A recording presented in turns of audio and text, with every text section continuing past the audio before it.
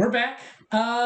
So today, I went back in the annals of YouTube, and we've talked a lot about you being a female poker player, Okay. right? And how that works. Now that you've played a little bit, what do you think about that? Do you think being a female helps you, hurts you? Have you even noticed a difference?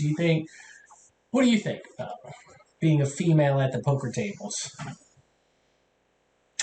It helps me because I'm friendly. Mm-hmm. And guys are friendlier to you. Yeah, and they talk to me. So even if they're not apt to talk to other people, but it hurts me because I always feel like I'm a target. You're probably dead on with that, right? Like, you see an attractive female sit down at the table, you're like, this girl doesn't know what she's doing, right? But you're still going to be friendly to her. You're still going to be like, oh, yeah, hey, how are you? Especially, see if you're single or not, see what's going on. So you're probably actually pretty spot on with that. Like, guys will be friendly to you, but you kind of know what you're doing now, so maybe you can manipulate that to your advantage. Have you done that yet at all, or... Haven't even got that far. I haven't got that far yet. You could use that. You could use that. Being your nice personality. Maybe you're making like a little bluff or like a little semi-bluff. You could be like, you know what, Bob? Let me have this one. Like, he's like, all right, I'll let you have this one. That's never going to happen. You could probably use that. Well, not at the game we go to, but in a casino or something when people don't really know you, it can happen. Someone tried to do that to me last night, though. Yeah. So today... what we're doing is I've got a female poker player, one of the most famous ones in the world, Maria Ho. She's been playing poker forever. She's kind of like an advocate for the game. She does commentary and stuff on the World Poker Tour or one of those kind of tours. She does commentary on hands, maybe the World Series of Poker too. So she knows what's going on. And in this hand, she's playing a tournament, and she gets put to a tough decision.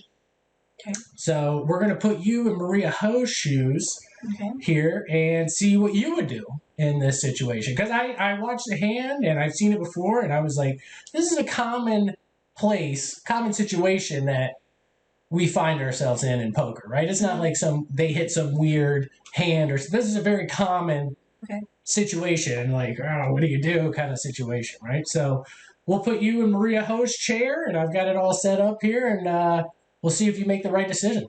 Okay. You ready to go? All right.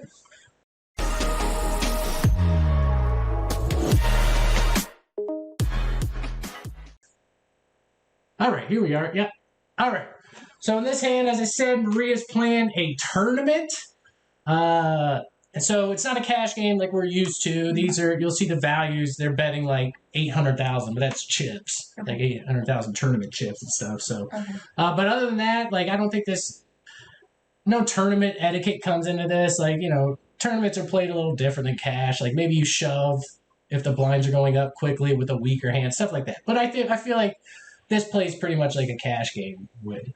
This hand does. So that's why I kept it in, but it's not a cash game, just so you know. All right, so here we go. We have this hand here. This guy is our first to act, so the guy right there to this left is going to be the big blind, right? So first to act here, right? So he's going to first to act, and he's going to lead out, right? And so you can see he raises to 135, about 3x, the big blind, right? So right off the bat, what does that tell you? First position, just go ahead and lead out for 3 times, right? Yeah, he likes his hand. Yeah, right? He's in bad position already, and he's leading out into everybody, right? So you know he likes his hand right there, right? All right. So here you are. That's Maria Ho right there on our right. All right, so this guy, he's going to go ahead and call, okay? So likes his hand, maybe not too much. And then here you are. Let's see what we got. We got the jacks. All right. See that? All right. So we got the jacks. First position let out. 1 caller behind. What's our move here? Raise it. Raise it? Okay, so first position made it 135,000. What do you think we're raising to? And we got 1 caller. So you can see the pot up there is already at 420,000. I don't know how many chips Maria has. I think around a couple million, 2.5 million. Is she gonna 3-bet this? It's up to you. You're Maria Ho. Yeah. You tell me, Maria. Yeah. So you raise it. Okay, what would you raise it to? 400,000. 400,000. Okay, I'm okay with that. Yeah, about a pot-sized bet. Let's see what she decides to do. Okay. Because I mean, you're set. Well, I'll talk to you here after what she decides to do. She reaches for chips. She just calls. Oh, okay. She just calls. Okay. Now, why do you think she just called?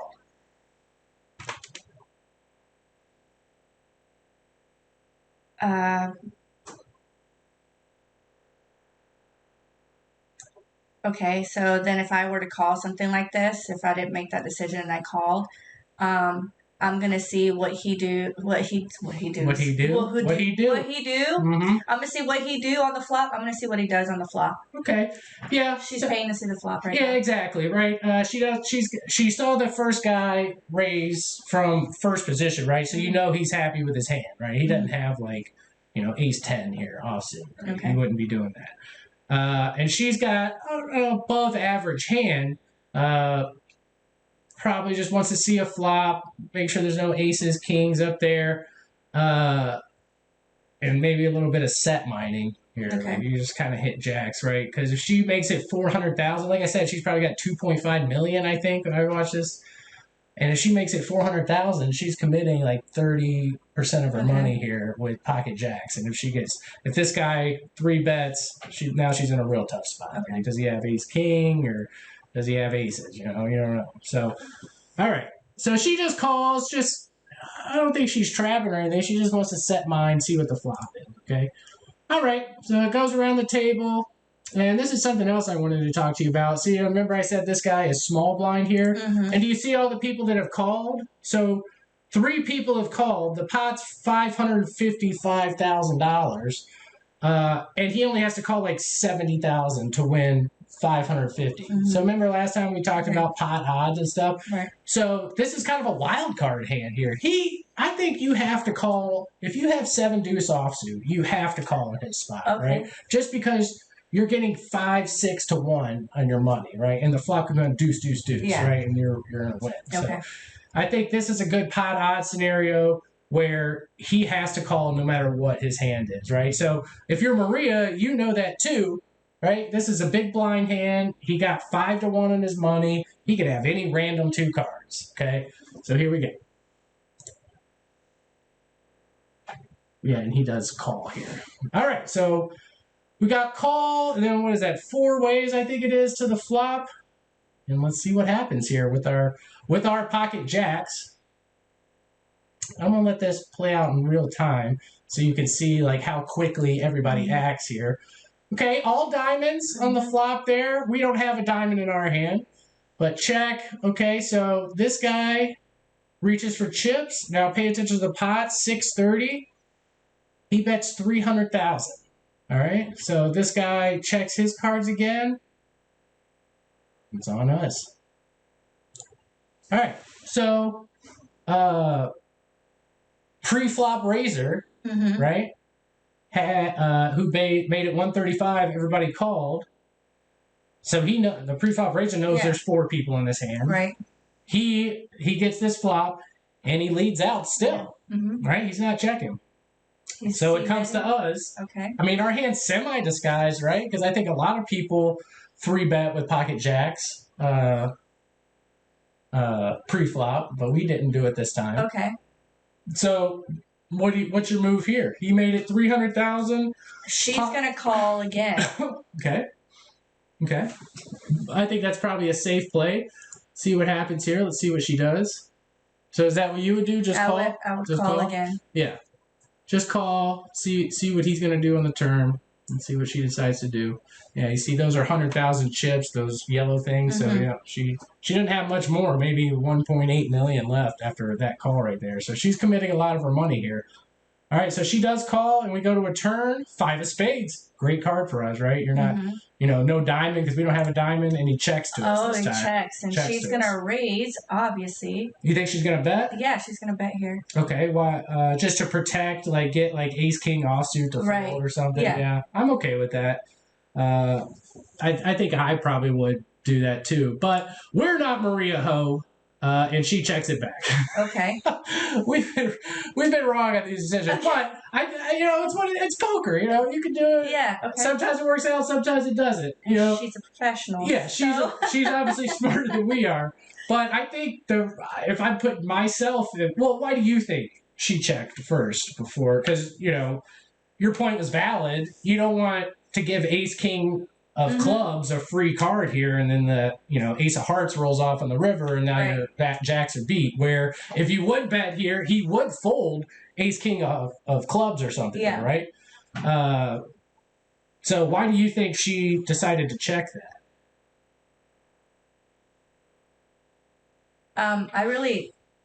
I don't know if she's trying to trap him in any way. I don't know. There's definitely no trap. I really don't know why she checked it. Yeah, my opinion is she just wanted to keep the pot small-ish. Okay. Because, like I said, she's got a little over pots, 1.2 million. Yeah. She's got maybe 1.8 to 2 million in her stack.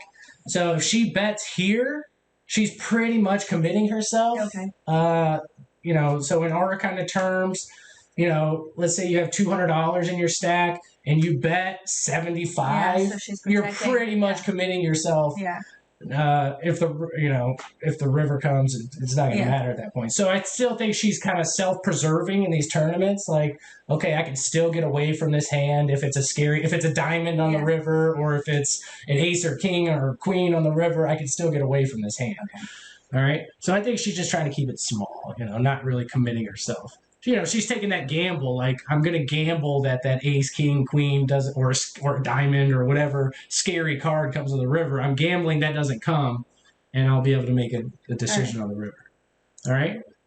So did she check already? Yep. Okay, so we got the 9 of spades on the river, so giving us 2 pair. Okay, so this is the point here where I'm going to let this play out, and you're going to have to make a decision in Maria's time frame here. Okay. All right. So let's see what he bets. Take everything into account that we know up to far here, up to this point, up to far. I'm an idiot. I know. We've been mispronouncing words today. Okay, drunk. And we are sober.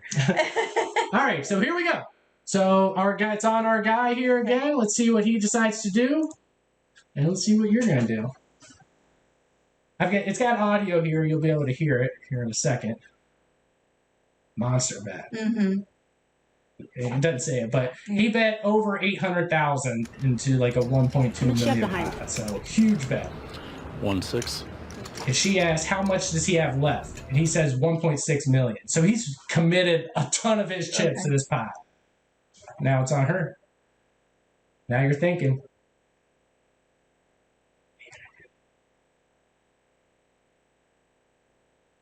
You have any decision right now? Oh, no!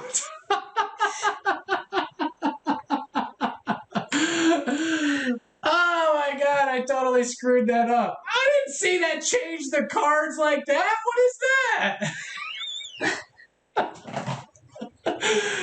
that? Totally missed that. I know. Well, now you can see his hand, I guess. Well, let it play out. Hold on a second. Before you hit play,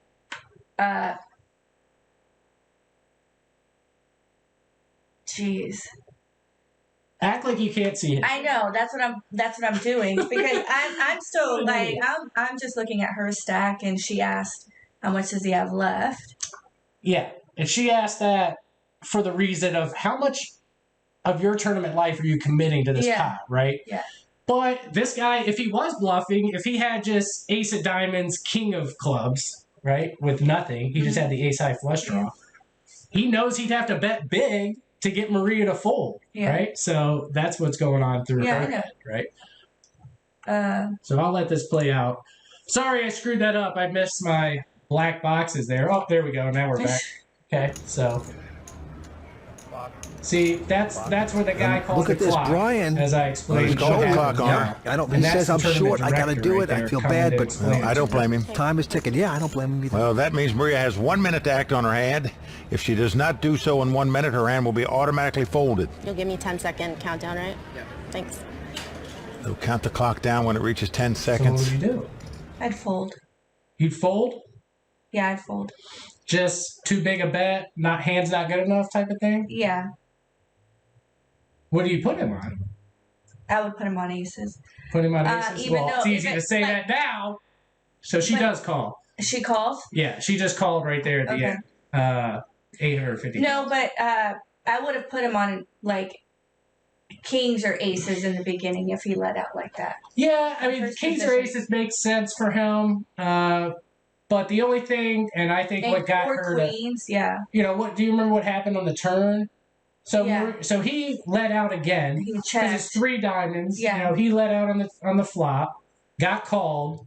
The turn's the 5 of spades, which is not a scare card. Mm-hmm. And he checked though, Yeah. right? So I think that check got her to call, and then a big bet on the river, which is very bluffish, right? Very, very bluffish. Like, why did you check the turn, and now all of a sudden you're betting big on the river? So he did have the ace of diamonds, so he wasn't too scared of too much. That's why he checked the turn. And it paid off for him there. Yeah. But you would have folded I would have folded. that river. Yeah. Yeah. See, that's a weird hand. It could go either way. That hand can play out different. Like, as if you think back to the very beginning, if she 3-bets pre-flop, how does that hand play out? He 4-bets her. I'm 99% sure he probably. So let's say she makes it 400,000, like you said. He makes it 1.5 million, and now she could just fold. Yeah. And she loses 400,000. Now, because she just called pre-flop, she went all the way to the river and lost, 1.5 million in this pot instead of just losing the 400,000.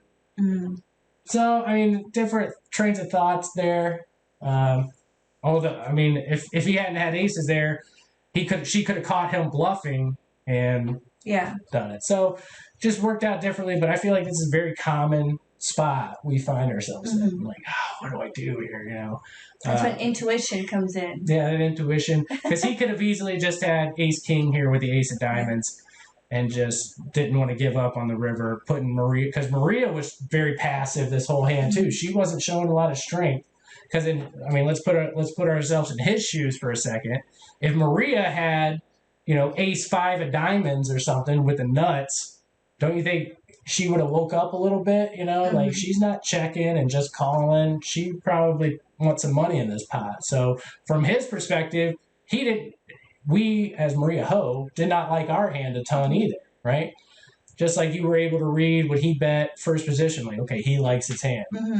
What do you think he was reading about us? We don't really like our hand because we just called pre-flop. Yeah. We just called the bet. We checked. So we don't really like our hand either. We were basically just playing the board with our hand. Yeah, to we're see just if we bluff would, catching. We're trying to hit. Yeah, trying to hit, something. And nothing, unless she had pocket tens Yeah. or something like that. That's the only hand that he's scared of at this point, the way we played our hand. He probably knew exactly what we had, just the way we played it. He figured we either had like 10 jack, like a pair of tens, or pocket jacks. He probably knew exactly what we had just because we played it so passively. So that one didn't work out for us, just like the Phil Hellmuth one didn't work out for us last time. We're not. And why did he put a female losing a hand here? Because females don't win, we know that. That's rude. All right, next time I'll try to find one, but I don't know, man. That's a lot of looking on YouTube if I can find that. All right. Well, Maria, better luck next time. Rude. Next time it has to be a female winning. All right. We'll try to find that. Until next time.